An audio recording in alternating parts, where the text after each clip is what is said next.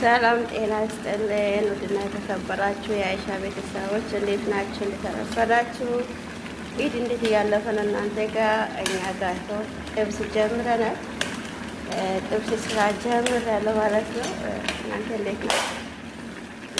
ጥብስ ይቀጥላል። ከዛ ደግሞ ብዙ ነገር አለ የሚሰራ ያው በአረብ ሀገር ታውቃላችሁ። እና ስጋ ነው የሚበሉት። ስጋ ብቻ ነው፣ ባዶ ስጋ ከማር ጋር ነው የሚበሉት። እና ዛሬ ስጋ ነው። እስከ ሳምንት ድረስ ስጋ ነው የሚበላው። እንግዲህ በደምብ ለውጥ ያለው እንደምታውቁት ይሆን ጥብስ ጀምረን ነጭ ሽንኩርት ብቻ ነው ያደረኩት። ብዙ ነገር ይቀረኛል። በርበሬ ምናምን አደርጋለሁ እና ጀምረናል። በርበሬ አንከላኮና ካነሰ በኋላ አካባቢ ጨምራለሁ። ያው የዚህ ነገር እንደዚህ ነው። ይሄን ቅመም ነው እንደምታውቁት፣ ቅመም ይደረጋል እና ካነሰ እንጨምራለን በኋላ አካባቢ ማለት ነው።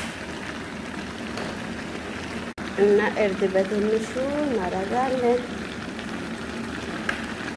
ይሄ ደግሞ ጨው ነው። ጨው 3 ማንኪያ ነው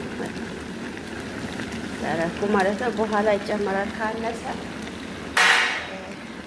እናደባለቅ ውስጥ ልቅልቅ እናድርገውና እዚህ ያደርገን እናደባልቃለን። ብዙ ሰው ስላለ እኛ ቤተሰብ ቤት ስለሆነ ብዙ ነው የምንሰራው። አታውቁም? ብዙ ነው የምንሰራው። ይገርማችኋል። በጣም ብዙ ማለት ነው። ሌላ ድስትም ይመጣል ይመስለኛል። የፍየል ይሄ የግመል የፍየል ይመጣል ደግሞ ማለት ነው። ይሄ የቦሽ ይባላል። ቦሽ ማለት ግመል ማለት ነው። የግመል ስጋ ይባላል። ታውቃላችሁ ብዬ አስባለሁ። እንግዲህ የግመል እና ይሄ በዚህ መልኩ ይንተክተክ ክፍል እናደርጋለሁ።